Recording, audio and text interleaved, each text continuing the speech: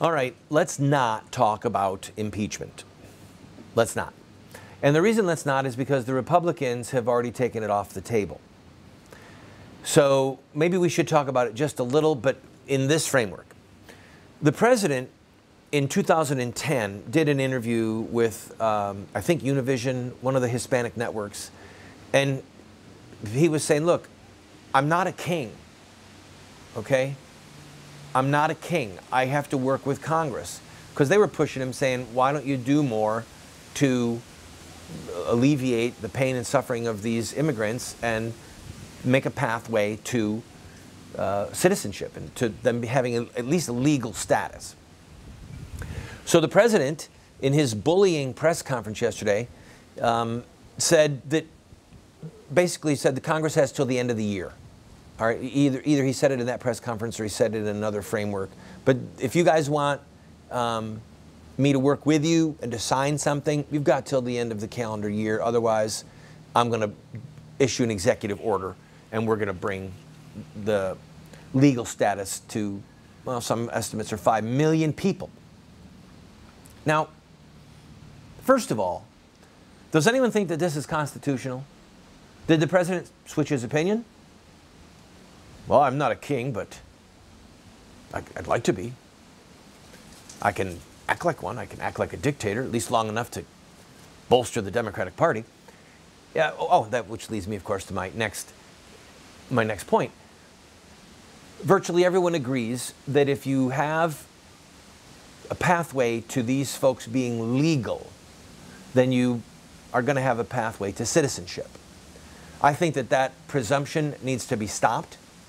I think that you could say to people, you came here illegally, we're going to make you a legal resident, but we're not going to grant you citizenship. That's the price you have to pay for having come here illegally and put the burden that you have put on our infrastructure, because many of them are paid under the table, so they're not paying income tax, they're not paying FICA tax, they're not paying Medicare, Medicaid tax, right?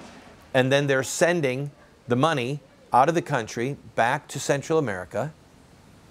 That's what they're doing. So the price that you have to pay for having come here illegally is we're going to grant you legal residency, but we're not going to allow you to have citizenship, at least for X number of years. And it needs to be a long time. So that would be one way to deal with them. But what the president is proposing is he just does it. And he doesn't want there to be a 10 or 20 year period before they become citizens. He wants it to be as fast as possible. Because why? He wants them to be able to vote. All right? To vote. They would be largely, they would be absorbed into the Democratic Party. All right? The Democratic Party with Lyndon Baines Johnson and the New Deal, and the Great Society programs, they brought what had historically been a Republican group of people, the African Americans, and brought them way into the 90% range into the Democratic Party. And now they are the single most loyal base of the Democratic Party. African Americans. They make up 12% of the population, but their loyalty to the DNC and to the Democratic candidates is way into the 90s, okay? Obama recognizes that he's got to expand the base of the Democratic Party, and the quickest, easiest way to do that would be to get these Hispanics as not just legal residents, but as citizens who can join the Democratic Party and who can vote. All right? That's what this is about. And that's why he is completely willing to go it alone and to do what he needs to do with an executive order so that 5 million people can be brought in quickly, speedily, into the Democratic fold. Because that's a huge number for Senate races, for congressional races, and for the presidency. It's a huge number, and it would radically alter the political landscape of this country. Now, as I said, let's not talk about impeachment. Because the Republicans have already said they won't talk about it. They're not going to do it. So they've given the president a pass. There are many legal scholars who say that he can't do this legally. And that if he does try and do it, say we're not going to give him a dime to do it, and that the second he leaves office and there's a Republican president in, we'll have another executive order that says no, we'll reverse it, all right? But since they've taken impeachment off the table, if this is unconstitutional, if it is a violation of his oath of office, then what are they going to do? They're going to whine? Are they going to cry? Are they going to say that's not fair? Or are they going to run to the party and say, oh, we'll work with you. No, we'll compromise. Well, how can we be the party of yes, even though their constituents don't want it? We've got to watch and see how this plays out.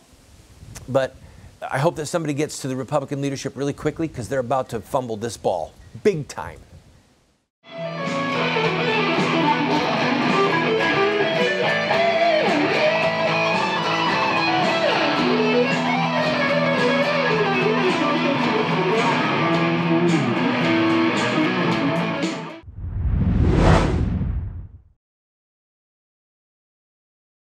I have been a leader in the pro-life movement for 30 years. And sadly, we have not prevailed in our goal to make it a criminal act to kill an unborn baby. There's reasons why we have failed. I wrote this book, A Humble Plea, to Catholic bishops, to evangelical clergy, and to lay people, explaining where we went wrong and what we have to do to prevail. We've made this available as a PDF online for free. I encourage you to go and download your own copy. We have put together what we call an online university for you. Now that's a highfalutin way of saying that we have a pretty significant library of material, books, tapes, videos that are there for you for free. Why are we doing this? Because America is desperate for new leaders, and because this material could help you to become the leader that you and God want you to be. Check it out and enjoy it.